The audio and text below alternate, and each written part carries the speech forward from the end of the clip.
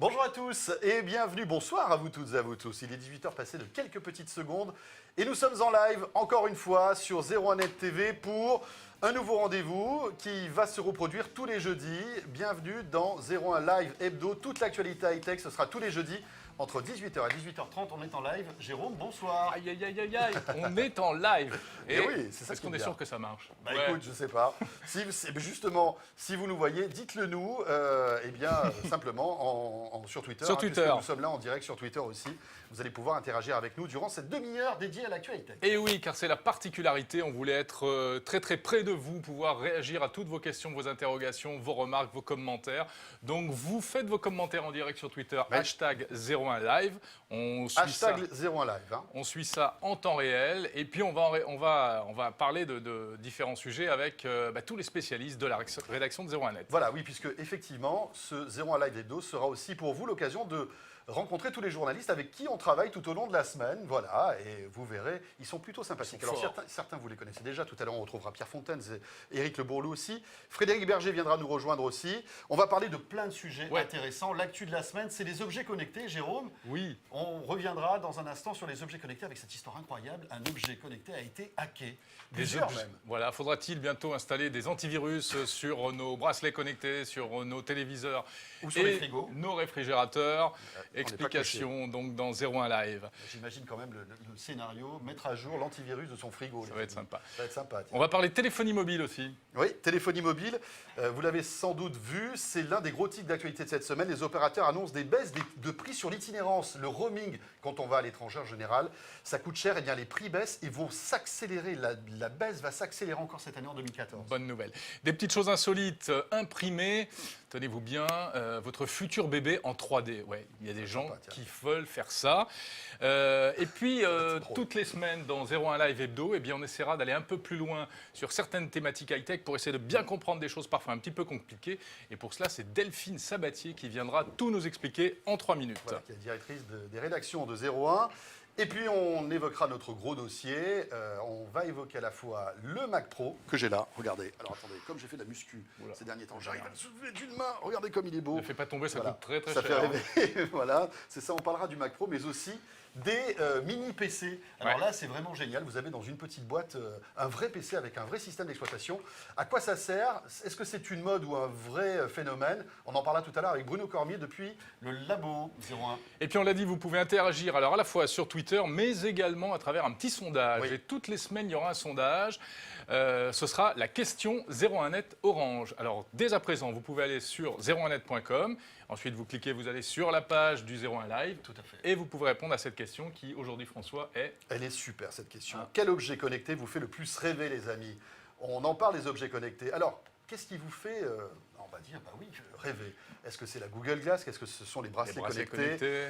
La fourchette. Aura, qui vous permet d'analyser votre sommeil, la fourchette connectée, ou bien le système de Raphaël Alger Mother. Bref, vous avez plusieurs propositions. N'hésitez pas à nous donner votre avis. Donc, 01net.com, vous cliquez sur la page du 01 Live Hebdo, et puis vous avez le sondage en bas. C'est la question 01 Orange. Voilà, 01 Live Hebdo qui est donc diffusé actuellement en live sur Dailymotion.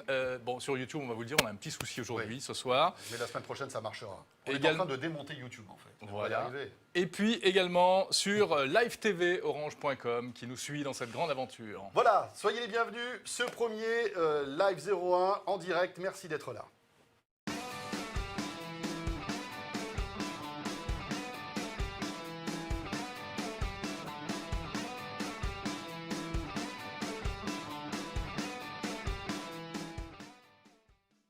Et je vous le disais donc, c'est aussi le rendez-vous, et surtout le rendez-vous de la rédaction de 01net. Et nous avons deux éminents membres de la rédaction qui nous rejoignent. Oui, messieurs, bonjour. Bonjour. Bonjour. Frédéric Berger, Éric Le Bourlou. Voilà. Et on va commencer peut-être avec Éric, Jérôme, sur les objets connectés et sur le CES. Oui, alors rappelez-vous le CES. Si vous avez suivi le CES sur 01net TV, vous avez vu tout ce qui a été annoncé. Des tas de choses nouvelles. Tiens, alors Aura, ce capteur de WeSings qui permet... On y était tous les trois. Oui, de mieux dormir. Le bracelet June pour éviter les coups de soleil. On attend pour le mois de mars Mother de Raphaël Adjian, que tu vas nous décrire en 2 minutes. C'est très sympa. C'est une espèce de barbe à papa numérique connecté en fait à des petits tags que vous allez pouvoir mettre un peu partout, par exemple sur une porte, ou bien par exemple sur un porte-clés ou sur un smartphone, et vous allez pouvoir interagir en fait avec ces tags et avec ce Mother qui va analyser en fait l'action de ces tags. Par exemple, vous pouvez en coller un sur une machine à café, et en fait, comme il va détecter la vibration de la machine à café, il va comptabiliser un café, ce qui fait qu'à la fin du mois, vous saurez combien de cartouches de café vous avez consommé. Voilà, c'est l'un des exemples de Mother. T'as vu, je m'en suis bien sorti. T'as essayé de me piéger, mais je m'en suis sorti. Non, là, tu m'as épaté. Ouais. Alors, les objets connectés aussi, ce sont des choses un petit peu plus traditionnelles, comme par exemple les téléviseurs, qui, c'est des gros objets, mais qui sont connectés, qui sont aujourd'hui reliés à Internet, finalement, les téléviseurs chez nous. Ouais.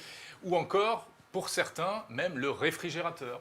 Certains réfrigérateurs, pas tellement encore en Europe, mais surtout en Asie, sont également connectés à Internet. Et alors, vous savez pas ce qui nous arrive? Non, mais alors écoute, j'ai peur. Qu'est-ce qui s'est passé? Il y a un frigo qui s'est transformé en zombie.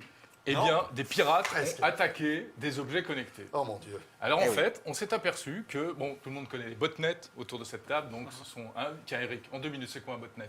Un botnet, c'est un réseau, en général plutôt de PC, en l'occurrence, plutôt d'ordinateurs qui ont été corrompus par un virus qui a été implanté par une mauvaise manip, en gros, d'un internaute. Ça arrive assez souvent, surtout sur des vieux systèmes d'exploitation, on ne citera pas le nom. Et donc tu peux y aller. Oui, c'est vrai. Bon, on va dire Windows XP, par exemple, qui est toujours largement utilisé, mais qui effectivement... et voilà. Et donc, un botnet, c'est tout simplement un réseau d'ordinateurs qui est contrôlé par un pirate et qui s'en sert pour faire diverses choses. Envoyer notamment du spam ou alors faire du vol d'identité. Enfin, c'est assez pratique qu'on a un criminel d'avoir à sa merci comme ça des millions d'ordinateurs à travers le monde, parce qu'on peut l'utiliser comme puissance de calcul aussi. On peut en faire plein de choses. Voilà. Alors, il y a une société d'antivirus qui s'appelle Proofpoint qui a découvert récemment que un botnet était constitué notamment d'objets connectés. Alors écoutez les explications de ce représentant de Proofpoint. L'un de nos chercheurs, à la veille de Noël, le 23 décembre, se concentrant sur une campagne de spam à travers le monde, a pu détecter 450 000 adresses IP, envoyant donc ces fameux spams, dont 100 000 adresses IP provenaient d'objets dits connectés. Alors, qu'est-ce que c'est qu'un objet connecté? C'est par exemple un téléviseur, c'est par exemple une box TV, et en particulier ce fameux frigo, au moins un frigo qui a été détecté et qui a suscité l'intérêt de l'ensemble des médias. Alors, ce qui est fondamental, ce qui est important de comprendre, c'est qu'aujourd'hui, ces objets ne sont pas du tout sécurisés. Il est très facile de s'y introduire et d'envoyer des spams, mais imaginez simplement, lorsque ces attaques seront un peu plus évoluées et des prises de contrôle à distance de ces objets. En particulier, moi je pense à la voiture intelligente qui embarque une carte mère qui ressemble très fortement à celle d'un PC. Donc imaginez que l'on puisse prendre à distance le contrôle de cette voiture et au lieu de freiner, tout simplement accélérer. Bon, alors Eric, on a compris. Alors les frigos, il y a un frigo qui est piraté, c'est pas très très grave. Dans le pire des cas, je perds mes yaourts. Mais une voiture piratée, là, et quand on sait qu'aujourd'hui il y a de plus en plus d'électronique et qu'une voiture, on le sait, sa destinée sera peut-être demain de nous conduire d'un point A à un point B sans qu'on puisse intervenir. Là, c'est un peu plus flippant quand même. Alors oui, c'est flippant. On sait déjà les chiffres. Pour donner un petit chiffre, on estime qu'en 2020, il y aura 200 milliards d'objets connectés. Donc tout sera connecté. Donc évidemment, la voiture aussi. Alors la voiture, oui, c'est déjà été fait l'année dernière à la conférence de sécurité DEFCON, très connue. On a vu une démonstration d'une voiture piratée. En fait, il suffit d'avoir... En fait, c'était une voiture auquel le pirate avait eu accès. Il a fallu qu'il traficote un peu, mais ça lui a pris, on va dire, une demi-journée pour bien le faire. Mais il avait avec son PC derrière le contrôle intégral de tout ce qu'on pouvait faire. Et donc il pouvait freiner, lancer, allumer le klaxon, etc., etc. Une fois que ces voitures seront effectivement connectées à Internet, ce sera encore plus dangereux, puisqu'évidemment, on pourra y accéder à distance. Parce que là, il fallait que ce soit dans la voiture. Demain, ce sera différent. Je trouve que ça calme un peu le débat des objets connectés, parce que c'est vrai qu'on se dit, bon, les objets connectés, on le sait, vont bouleverser notre vie. Mais voilà, maintenant, le fait qu'on puisse hacker, peut-être pirater demain ces objets, c'est peut-être pas un sujet à prendre à la légère, en tout cas. Non, c'est sûr. Ouais, c'est clair. Voilà, bon, alors, autre petit sujet d'actualité lié aux objets connectés, ce sont eh bien, des lentilles, et peut-être en avez-vous entendu parler. Je ne sais pas si on va pouvoir les hacker. Mais voilà, un sujet que vous pouvez retrouver sur 01net.com, passionnant, avec donc une lentille dans lequel, en fait, il y a de la technologie. Il y a une puce qui permet de la rendre connectée. Pourquoi, Jérôme ? Eh bien, pour les diabétiques. Exactement, donc c'est ça, Tout à fait.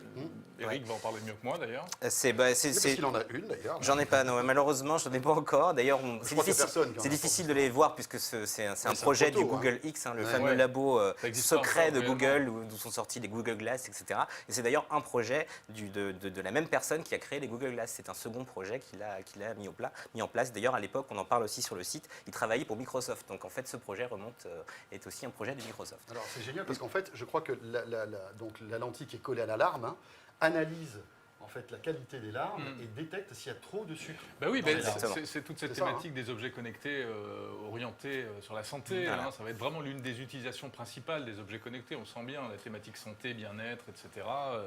Et effectivement, ça permet aux diabétiques, en tout cas, de pouvoir calculer en temps réel leur taux de glucose et donc de pouvoir réagir s'il y a un problème et de pouvoir en fait réagir immédiatement. En gros, tu manges un Kit Kat, tu sais instantanément si tu as ton taux de sucre dans le sang qui augmente. Non, merci, vraiment utile. Ouais, merci beaucoup. On rappelle la question 01net Orange sur laquelle vous pouvez répondre donc sur 01net.com. Quel est l'objet connecté qui aujourd'hui, de ce que l'on en connaît, vous fait le plus rêver? Alors il y a plusieurs propositions qui vous attendent sur la page 01net.com de l'émission. N'hésitez pas. Alors cet objet connecté, Google Glass, Fitbit, Aura, Mother, Flower Power, vous savez le petit objet innovant de Parrot que vous enfoncez dans votre pot de fleurs, ou bien le colibri, la brosse à dents connectée qu'on a découverte au CES. C'est pas sorti encore tout ça. Enfin, le Flower Power, oui, mais pas le colibri. Et la fourchette connectée, donc Happy Fork. Voilà, votez. Quelle est la famille d'objets connectés qui vous fait le plus rêver? On vous attend sur 01net.com. Voilà. Alors, on va parler de toute autre chose maintenant avec notre deuxième intervenant. J'arrive pas à dire invité parce qu'on les voit tous les jours. Bon, c'est des copains journalistes, ils sont dans le bureau d'à côté. Et Frédéric Berger est avec nous. Alors, il faudrait peut-être que tu lui remontes gentiment son petit micro, parce que voilà, le micro qui tombe. Il faut qu'on t'entende. Voilà, très bien. Frédéric, bonjour, bienvenue. Oui, bonjour. Pour cette première donc, de Zéro Live Hebdo. Alors, Frédéric, outre toutes ces spécialisations, on va dire, ici, il s'intéresse à tout ce qui est roaming, et on va dire téléphonie mobile, tarification de tous ces opérateurs. Et c'est vrai que le roaming va baisser cette année, en 2014, de manière drastique. On s'en rend compte déjà avec les annonces qui ont été faites par Free et par Bouygues Télécom, et Orange et SFR vont suivre. Oui, on le suppose, oui. Et donc Free a annoncé la gratuité pour les Français qui se déplacent en Italie, après la gratuité au Portugal. Et Bouygues va un peu plus loin, c'est que lui, il annonce la gratuité des communications qu'on passera depuis l'étranger en Europe, donc sur certains forfaits 4G. Donc là, c'est vraiment un coup de boutoir dans les prix, et ça devrait faire réagir effectivement ces deux principaux concurrents que sont SFR. Ils ont déjà annoncé d'ailleurs qu'ils allaient faire Orange, des choses. Ils ont dit qu'ils allaient réagir, on attend. Mais Stéphane Richard a annoncé qu'il allait justement annoncer assez rapidement une baisse. Oui, alors une baisse des prix dans certains pays où Orange est présent. Donc ça concerne la Belgique, l'Angleterre, l'Espagne, mais pas toute l'Europe, contrairement à Bouygues. Alors à moins qu'il change son fusil d'épaule et qu'il annonce comme Bouygues une guerre des prix dans toute l'Europe. Et en fait, les opérateurs ont deux axes pour baisser en fait le roaming, à la fois la concurrence entre eux, et puis aussi la Commission européenne, qui petit à petit les incite, voire même les oblige à baisser le prix du roaming. Donc dans le cas de Free, c'est l'effet concurrentiel. On a de la chance en France d'avoir une hyper-concurrence, et le roaming est un nouveau nouveau terrain de concurrence, donc la baisse du prix des communications en Europe. Et le deuxième vecteur historique de la baisse des prix, c'était l'impulsion de la Commission européenne, qui considère que le roaming est un obstacle au marché unique des télécoms, ce qui est un peu logique, puisqu'en plus ça vous freine dans l'usage. Donc évidemment, si vous avez un marché unique, mais que vous éteignez votre téléphone parce que ça va vous coûter trop cher, on est en pleine aberration, selon la Commission européenne. Donc elle incite, et elle a fait baisser les prix depuis plusieurs années en Europe. Donc l'itinérance mobile coûte de moins en moins cher Enfin, oui. Enfin. Alors qu'il y a 5 ans ou 10 ans, on était tous en train d'éteindre son téléphone dès qu'on atterrissait à l'aéroport pour éviter de se faire avoir. Voilà, donc les SMS, ça a commencé par les SMS, on ne se rappelle pas, mais il y a 10 ans, les SMS que vous receviez sans que vous puissiez rien faire étaient facturés. Donc les SMS reçus maintenant sont gratuits. Appeler devient moins cher. L'émission de SMS donc, est à 10 centimes maintenant. Donc ça devient raisonnable. Mais là, on parle que de l'Europe. C'est-à-dire que si on parle que de l'Europe. Alors là, tout à fait. Là, le roaming continuera visiblement. Tout à fait. Alors ça dépend. Il y a l'Amérique du Nord étant un marché concurrentiel, certains pays ont des accords avec l'Amérique du Nord. Mais effectivement, si vous allez en Afrique, si vous allez en Asie, ça reste prohibitif et exorbitant, voire même dans certains cas, surtout sur l'Internet mobile. Voilà, en tout cas, la bonne nouvelle, et ça c'est cool, c'est que le prix du roaming va baisser. Oui, donc en 2014, les baisses de prix interviennent au 1er juillet. Donc en 1er juillet 2014, une nouvelle baisse est programmée, les tarifs aussi bien sur le SMS, la voix et l'Internet mobile. Et comment ça va se dessiner, Frédéric, à votre avis? Est-ce que petit à petit, les prix vont baisser jusqu'à une certaine gratuité? Oui. Ou est-ce qu'on aura des options qui seront payantes, qui nous permettront d'avoir du roaming gratuit? Parce qu'on a parlé des SMS de la voix, mais on n'a pas parlé de la data. Oui. La data qui, elle aussi, va baisser. La data va baisser, donc au 1er juillet, ça va vous coûter un peu moins cher. Actuellement, ça vous coûte 45 centimes, si je me souviens bien, depuis le 1er juillet 2013, 45 centimes le mégaoctet téléchargé. Donc une photo de 3 mégaoctets vous coûte actuellement 1,30 €. Donc, mais effectivement, comme vous dites, on pourra avoir soit du roaming gratuit dans certains pays, soit des options payantes incluses qui vous permettront de télécharger avec un plafond de 3, chez Bouygues c'est 3 gigaoctets d'Internet mobile qu'on vous autorise en votre forfait. Effectivement, ce sera ça aussi. Bon, sujet, très bien. On y reviendra parce que franchement, si vous voyagez beaucoup, c'est clair que parfois on a de grosses surprises concernant sa facture de télécom. Dès que vous quittez l'Europe, restez prudent quand même. Ça coûte très cher. On parle de l'Europe. Mais merci Frédéric. Les opérateurs ont fait des efforts parce que maintenant on reçoit des SMS quand on arrive. Il y a pas mal de systèmes de sécurité. On se rend compte que voilà, il y a pas mal d'informations qui sont faites et puis il y a aussi des plafonds. Le contexte économique, c'était une rente. Enfin, c'est une rente pour les opérateurs. C'était facile, on facturait, le service était réel, mais il n'y avait pas besoin de coûts. Donc effectivement, les opérateurs avaient cette rente qui leur procure beaucoup de marge. Et là, effectivement, ils vont devoir aussi faire des concessions sur leur marge. Merci Frédéric. Frédéric Berger, donc journaliste à 01net.com. Frédéric, on va vous inviter à quitter ce studio puisqu'on va maintenant retrouver Delphine. Oui, alors Delphine, dans une demi-seconde, qui trépigne. Je t'annonce qu'on a explosé le timing, bien sûr, donc ça c'était prévu. Vous savez, on est en direct, c'est une première, il faut qu'on se cale, etc. On parle du fœtus en 3D ou pas? Allez, vite fait. Pendant que Delphine s'installe. Sachez que nous sommes en direct, juste une chose, nous sommes en direct. On va sans doute un petit peu dépasser 18h30, mais la particularité de ce rendez-vous, c'est que comme nous sommes en direct, vous pouvez réagir avec nous sur Twitter. Vous pouvez aussi répondre à notre question 01net Orange. Je vous rappelle qu'on évoque les objets connectés aujourd'hui. Quel objet connecté vous fait le plus rêver? Google Glass, Fitbit, Aura, Mother, Flower Power, Colibri ou Happyfork.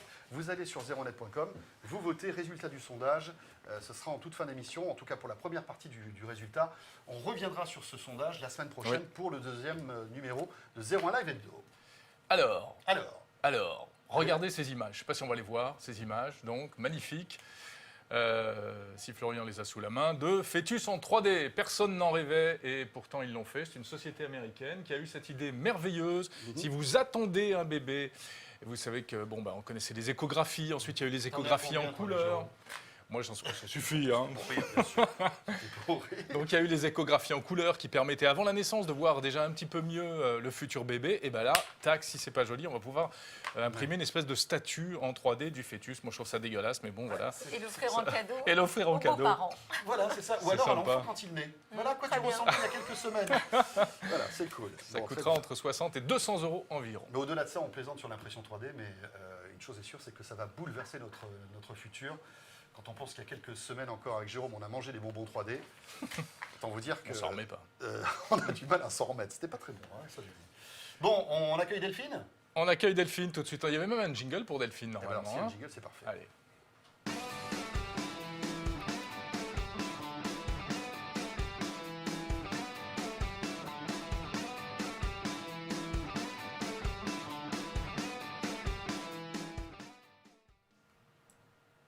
Et alors Delphine, qui nous rejoindra toutes les semaines dans 01 Live, va nous permettre de comprendre un peu mieux des choses parfois assez compliquées. Une fille! Il y a une fille sur 01net, c'est génial! Il y en a plein, il y en a d'autres. Et oui, il y a Stéphanie Molinier, bien sûr, mais on a Delphine Sabatier, qui est directrice de rédaction, qui viendra nous voir toutes les semaines. Merci d'être passée, Delphine, pour nous parler aujourd'hui de Netflix. Alors c'est vrai qu'on parle beaucoup de Netflix. Et on attend toujours Netflix en France. Et pourquoi parle-t-on autant de Netflix ? On va déjà rappeler un petit peu ce qu'est Netflix. Alors Netflix, c'est le Spotify ou le Deezer de la vidéo.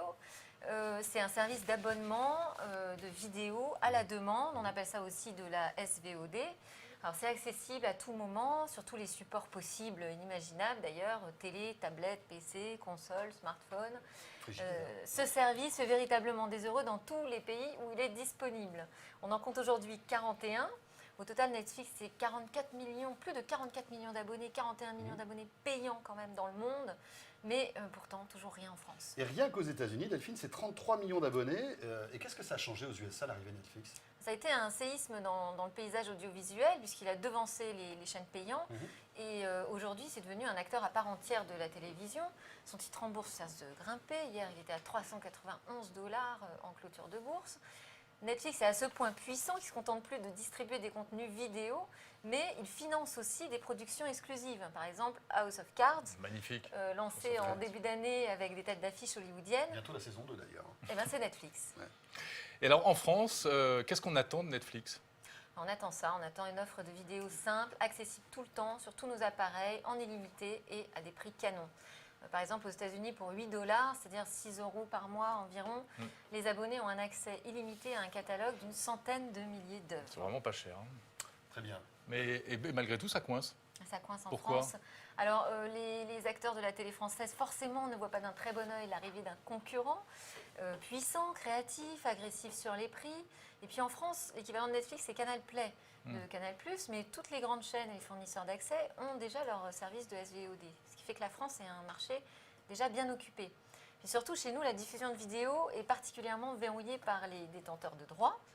La chronologie des médias, que tout le monde connaît maintenant, interdit la diffusion d'un film en SVOD avant 36 mois, c'est-à-dire 3 ans après la sortie en 36 salle. mois, c'est incroyable, il faut absolument vraiment très long. tout ça quand même. Alors, autre frein, respecter un quota de 40% d'œuvres françaises, participer au financement du cinéma, payer la TVA. Voilà, c'est un marché un peu compliqué pour Netflix. Sans compter que l'accès à la vidéo limitée, si ce service vraiment cartonne, ça va manger beaucoup de bandes passantes. Et déjà, Netflix est en bras de fer aux États-Unis avec les fournisseurs d'accès. Bon, et quelles sont les dernières news concernant Netflix ? Alors, bonne nouvelle, Reed Hastings, hier, le patron de Netflix, a confirmé que 2014, c'était l'année de l'expansion européenne. Puis début janvier, notre ministre de l'économie numérique a rencontré Netflix à Las Vegas, sur le salon du CES. Et elle a déclaré que rien n'empêchait l'arrivée de Netflix en France, bonne nouvelle. Elle a déclaré chez nous, en plus, sur Zeronet TV. Tout à fait. Et en marge de ses vœux à la presse la semaine dernière, elle nous a à nouveau confié qu'il était temps que les Français aient accès à une offre de films et de séries illimitées et aussi beaucoup plus tôt que ce qu'on a aujourd'hui. Voilà, le bonheur de pouvoir regarder tout Game of Thrones d'un coup, comme elle l'a fait pendant ses vacances de Noël. Donc regardez ce qu'on aime sans compter. Voilà pourquoi on parle aujourd'hui autant de Netflix en France. Ouais, vivement que Netflix arrive chez nous. Yes. Merci beaucoup Delphine. Merci Delphine. Delphine Sabatier. Ça va, ça s'est bien passé Delphine. Très bien. Hein, pour cette première. on revient la semaine prochaine alors. Très bien. Voilà pour ce rendez-vous décryptage avec Delphine. Ouais. Et on va maintenant aller du côté du 01 Lab, Jérôme. Ah oui.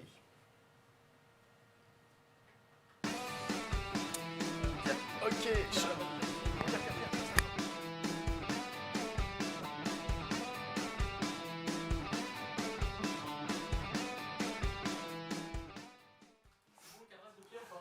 Oui, c'est bon. Alors, on vous l'avait promis. Voilà, on va parler hardware maintenant. Ouh là là, Hein, ça fait Soyons peur. hard. avec les Soyons motards hard. de la bande. Salut Pierre Je Fontaine. suis un biker, exactement. Bonjour Pierre. Tu es un macrophile ou en tout cas tu es un, Voilà. tu es un vrai geek. Quoi. Je suis... Faut le Ça dire, arrive. hein. Et C'est beau, hein. Écoutez, voici donc la petite chose. Et là, il J'ai est envie de dire extrêmement ce- silencieux car il ne tourne pas.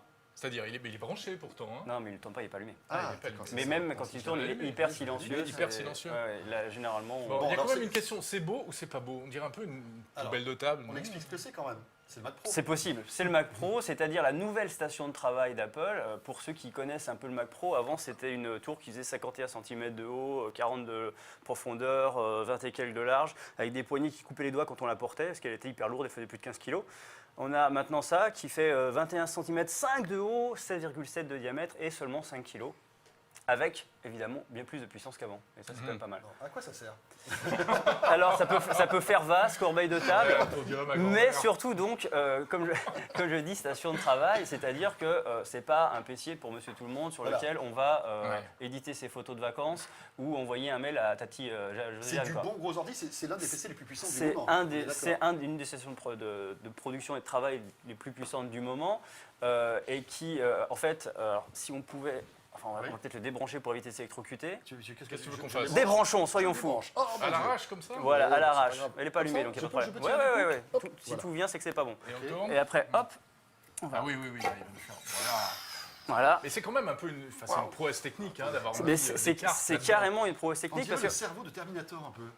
À la fin, quand il est un peu fatigué, qu'on voit. Quand J'ai l'impression qu'on voit un peu ça. Alors, Non? à 3 000 €, ne génial. jouez pas à la fin de Terminator avec cet ordinateur. C'est une mauvaise idée. Ouais. Donc Je sais ce pas si on modèle-là. voit bien, mais il y a des cartes, c'est des formats Alors- pas du tout standards. Alors ces en cartes. fait, alors là c'est une carte si on veut. Là c'est le disque SSD donc, Ouais. sur lequel on va avoir le stockage, avec pour ceux qui ont besoin des impératifs de production, une petite vis qui permet de dévisser rapidement le disque au cas où on aura un problème de machine pour pouvoir le transférer rapidement sur un D'accord. autre. Ça c'est plutôt bien pensé. On a accès, si on tourne là, on a accès à la RAM.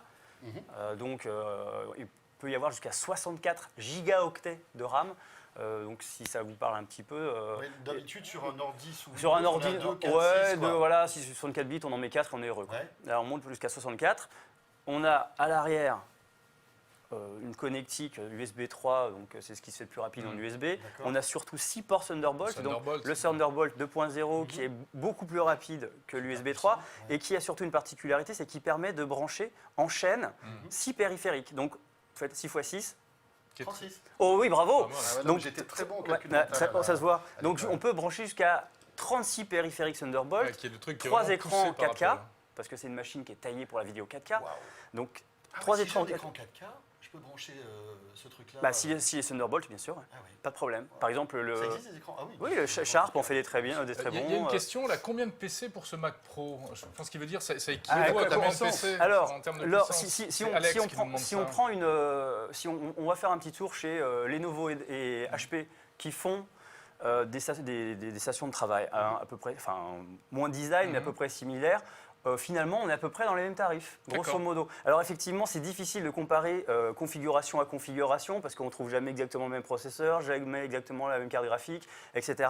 Sachant que, donc là, effectivement, on va encore me dire que je suis un Apple maniaque, peut-être, mais on ne peut qu'être impressionné par le tour de force d'ingénierie industrielle, Clairement. parce que, en fait, pourquoi il est si compact, comment on arrive à faire qu'il soit si compact et pourquoi il est vertical, c'est que l'air rentre par le bas, là on voit les petits évents en bas, donc en bas il y a l'alimentation, l'air rentre et quand le capuchon est refermé, il y a un seul ventilateur contre Ouais. 7 sur la génération Donc la précédente. mission a été super. Qui fait en fait, qui aspire l'air vers le haut, et ce qui fait que la différence entre un Mac Pro qui fait pas grand chose et un Mac Pro qui travaille très fort, c'est pas le bruit qu'il fait, c'est juste la température de l'air qui est soufflée au-dessus. Impressionnant. Alors ça commence à combien le tarif de ce genre? Celui-là, 2999. Et on est sur l'entrée de gamme. C'est l'entrée de gamme. Il y a un deuxième modèle. 3 000 € l'entrée de gamme. Et il y a un deuxième ouais, modèle mais à c'est 3999, mais une fois encore, c'est pas pour Tata Josiane et le cousin Jean-Pierre. C'est pour des professionnels. Quoique, cousin Oui, Jean-Pierre. le cousin Jean-Pierre, Et elle va alors être un pour le jeu, professionnel. il y a plusieurs questions. Est-ce que ça vaut le coup pour le jeu? Non, le jeu vidéo. non, très. Enfin, vous pourrez faire tourner. Enfin, moi, je me suis amusé à faire Ouais. tourner des jeux Steam sous macOS dessus.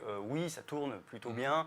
Voilà. C'est pas Mais fait pour ça. les cartes, c'est des cartes qui sont des Fire Pro. Sur ce modèle-là, c'est les D300, donc des cartes AMD, enfin, avec ATI, sont conçues pour du travail, c'est-à-dire du rendu 3D, de l'édition vidéo lourde, de l'édition photographique lourde ou éventuellement du calcul scientifique. Mais ce n'est pas exactement les mêmes besoins que pour rendre plein de polygones qui bougent dans tous les Ouais. sens, comme dans un jeu vidéo. Donc oui, ça va le faire, mais à un coût bien moindre, on aura des meilleures performances avec un PC Windows si on veut faire du jeu. On peut installer Windows dessus? Bien sûr. Alors, Bien sûr. on peut... Ouais. Alors, petite déconvenue, on l'installe via Sans Bootcamp, problème. comme toujours. C'est Windows Presque. 95 qu'on peut Non, installer. on peut installer que Windows 8. Ah, Windows 95, on s'en serait fait. Bon, c'est un petit peu vieux, mais ok, Ouais. c'est Windows 8, pas de bol. Donc, on est. Non, mais il faut le dire. Microsoft. Voilà. Donc, on est obligé de passer sous Windows 8. Alors, Ouais. nous, on a eu de gros problèmes à l'installation, beaucoup de retours. Alors, peut-être que c'est cette machine-là spécifiquement, on ne sait pas trop, mais on a eu des problèmes pour installer Windows 8. Alors, c'est quand même drôle, les amis, parce que vous savez que ce 24 janvier, eh bien, jour pour jour, ce sont les 30 ans du premier Macintosh. Incroyable. Et oui, c'était le 24 premier Mac janvier. est sorti C'est-à-dire 30 ans. demain, puisqu'on enregistre le 23. Ouais. Puisqu'on est le 23. Et Mais oui. c'était le lancement du premier Macintosh. Le premier Macintosh, ouais. 1980. Avec la fameuse. Oui, enfin, on fait les deux. On est en Ah direct et on Ouais, enregistre. nous sommes à la fois le 23 et le 24. Mais Ouais, c'est ça qui est exactement. fort. Non, mais ça, vous regardez Une peut-être. espèce de faille spatio-temporelle, en fait. Vous nous regardez peut-être le 14 Et février. pour fêter les 30 ans du Mac, tu as un hors-série qui est Oui, super tiens, bien fait, c'est qui nos vient de amis sortir. de eCreate qui ont fait Ouais. ça, voilà. Très joli travail, ouais. Très joli boulot qui raconte toute l'histoire du Mac. Bon, c'est du papier, hein, bon, c'est un magazine C'est papier. très bien le papier, mais- là c'est un très beau papier en Ouais, plus. absolument. Et alors, il y a aussi pour des petites anecdotes et comment replonger dans l'épopée Lisa Les premiers et Mac. Macintosh, il y a évidemment la biographie de Steve Jobs par Isaacson qui est très intéressante Ouais, qui est avec super. plein de petits Ouais. trucs. Et dans le prix ABC en plus, je crois qu'elle est Ouais. sortie en ligne. Mais elle est sortie en poche maintenant, ouais, ouais. là, Elle, maintenant, et elle fait elle est à peu près épaisse comme ça, mais voilà. en poche. Merci Pierre. Bah, de rien. Merci Voilà. beaucoup Pierre Et Fontaine. merci pour le Mac Pro, c'était pas la peine, mais on va le reprendre. Bah, je vais laisser juste la coque cendrier, d'accord? Je crois qu'il va repartir avec. malheureusement. Bon, ce 01 Live Edo n'est pas terminé puisque nous allons maintenant directement, les amis, du côté Ouais, du alors labo. Alors là, c'est une première technique puisque en fait, nous allons faire un duplex et on croise les doigts pourvu que ça marche. Direction le 01 Lab avec Bruno Cormier qui est avec nous. Bruno, est-ce que tu nous entends? Oui, je Ah. vous entends. Est-ce que vous m'entendez? Bah, c'est formidable, ça marche. Ça marche. Alors Bruno est à 10 Parfait. mètres à peu près, mais il est dans, si vous voulez, dans le 01 Lab. Eh oui, il y a des cloisons. Et comme il voulait nous montrer plein d'appareils, tous plus biscornus les uns que les autres, on s'est dit, ben voilà, tu vas nous les présenter depuis là-bas, ça sera plus simple, on fera ça de temps en temps, on vous fera visiter un petit peu la rédaction de 01 Act. Alors, on est sur quoi là? Alors, on va parler des mini PC avec toi, hein, Bruno Cormier. Qu'est-ce que tu as devant toi? Explique-nous un petit peu. On va parler des mini PC. Alors ça, qu'est-ce que c'est? Ah, il y a Pierre qui est C'était passé. une tour de PC, c'est-à-dire une tour, c'est ringard maintenant, c'est trop gros, Ouais. c'est pas assez puissant et c'est très moche. Aujourd'hui, on passe au mini PC, c'est minuscule, c'est tout petit. On en a 4 ici. Ouais. Donc On a dirait un des Apple Asus TV.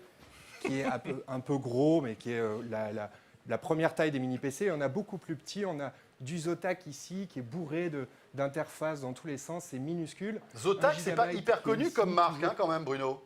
Pardon? Zotac, c'est pas hyper connu comme marque. Non, mais c'est bien distribué en France. Ah, d'accord. C'est facile de trouver du Zotac en France. Et qu'est-ce qu'on peut faire avec ces mini PC alors? Qu'est-ce qu'on peut faire? Alors, on peut à peu près tout faire en termes d'usage quotidien, familial. Internet passe sans aucun problème. Toutes les vidéos sur le web passent sans aucun problème. On peut regarder notamment 01 Live sur un mini PC comme ça. Génial. On peut lire, surtout aller pousser le PC jusqu'à lire de la vidéo en Full HD.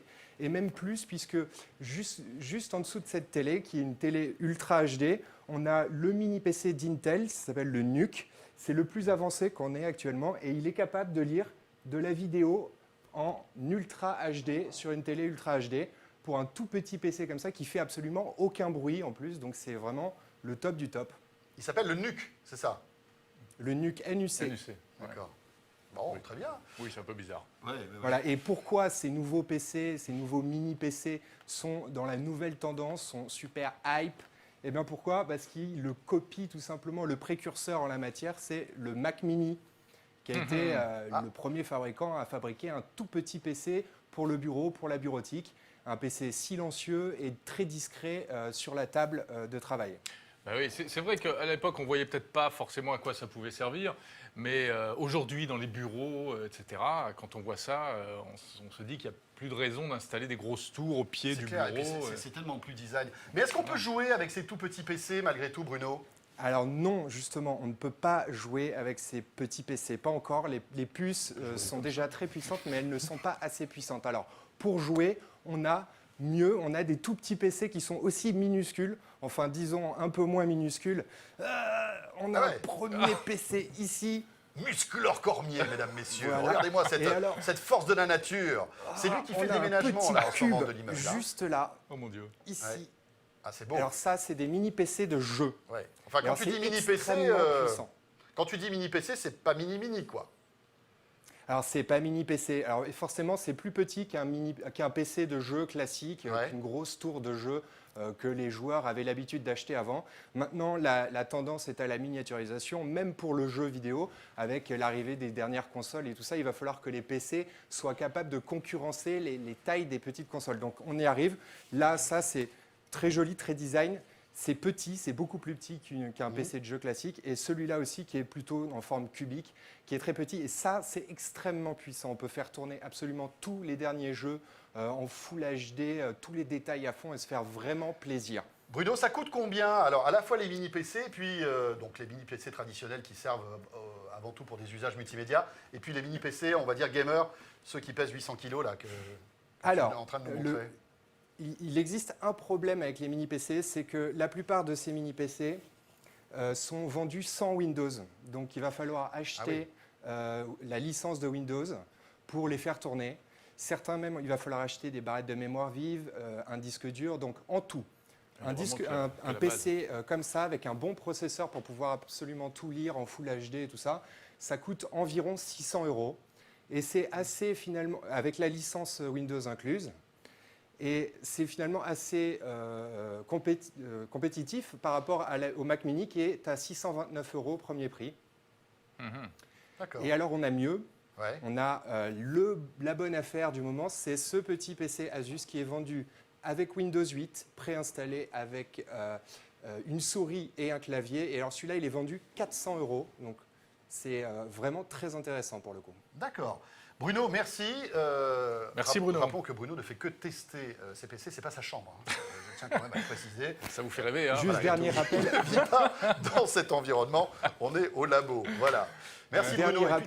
Oui, Bruno. Juste dernier rappel, il faut dire que Apple, dans le terme de mini PC, garde son avantage puisque le Mac Pro qu'on venait de voir sur votre studio juste avant, avec Pierre, il est plus petit qu'un PC comme ça et il peut être plus puissant. Alors bien sûr, il est beaucoup plus cher, mais dans ce tout petit boîtier, on peut avoir beaucoup plus de puissance que dans un gros boîtier comme ça. Donc c'est encore avantage à Apple. Mais c'est vrai que si on veut jouer... Bon, sous Mac, c'est un autre débat, mais c'est vrai qu'il n'y a pas autant de jeux sous Mac que sur PC. Pour jouer, c'est moins facile, mais ça commence. C'est clair. Ouais. Merci Bruno. Merci à bientôt. Bruno. De rien, au Et revoir. régulièrement, on ira vous faire visiter le 01 Lab. La chambre de Bruno. Voilà, et tous les testeurs du 01 Lab qui viendront dans ce rendez-vous hebdo. Oui, bon, et bien voilà. On a tout fait là. Je pense qu'on a tout fait. On va peut-être vous rappeler encore une fois notre question 01 Net Orange. Je vous rappelle que chaque semaine, on vous propose de réagir à un sujet d'actualité. Et cette semaine, c'est les objets connectés. C'est vrai que c'est un sujet qui est passionnant. Hein. Quel objet connecté vous fait le plus rêver en ce moment? On en parle beaucoup sur 01net et sur 01net TV. Alors, les Google Glass, Mother, Aura, Fitbit, qu'est-ce qu'on a d'autre aussi? On a la brosse à dents connectée. Mais on peut dire que la Colibri. Voilà, il y a déjà une fourchette connectée. Et oui, il y a déjà une tendance qui se dessine, François. Hein, même la tendance connectée, ouais. Voilà, 46% pour les Google Glass. Pour les Google Glass. Ouais. Mais je pense que c'est aussi parce que c'est ce qui est le plus connu, le plus médiatisé et peut-être le plus waouh. Hein. C'est vrai que les Google Glass, c'est quelque chose quand même qui impressionne, même si on ne sait pas trop encore à quoi ça voilà, c'est ça. Intéressant de noter la montée de Mother, qui n'est pas sortie, hein, ce truc qui n'est toujours pas sorti, mais qui arrive en deuxième position et qui donc apparemment, peut-être si vous avez regardé les vidéos sur 01net TV, vous intéresse déjà. Et du potentiel. Mais alors, bien sûr, ce sondage va se poursuivre tout au long de la semaine. Vous allez continuer à voter, à nous donner votre avis. On y reviendra jeudi prochain dès 18h, où là, on clôturera ce sondage pour en attaquer un autre. Voilà, puisque nous sommes en direct, vous pouvez interagir. Ce 01 Live Hebdo est terminé, les amis. Bon, c'est une première, c'est du live. S'il y a eu quelques petits couacs, ne nous en voulez pas trop. Ça va s'arranger de semaine en semaine. Mais on voulait absolument, et on va en fait réitérer ce genre d'opération de plus en plus. De plus en plus, tous les programmes de 01net seront en direct pour vous faire vivre justement en temps réel tout ce qui se passe dans ce studio avec des invités et puis la rédaction de 01. Donc on se retrouvera jeudi prochain. Ce talk, si vous avez raté le live, vous pouvez le revoir en replay bien évidemment. Sur 01net.com et sur Dailymotion. 01net.com et sur Dailymotion. En podcast aussi, pourquoi pas, hein, vous pouvez l'emporter en podcast, même pour faire du sport. Vous pouvez avoir au moins le son dans les oreilles. Pour réécouter toutes les interventions des journalistes, on remercie tout le monde, toute l'équipe technique de 01net TV qui s'est mise à fond là-dessus. Oui, Jean-David Duhart, Florian Beaufeton, Bérangère Le Pesqueur, bien sûr, et puis tout le staff technique de Next Radio TV. Merci encore, on sera là jeudi prochain dès 18h pour 01 Live. À très vite. Salut à tous.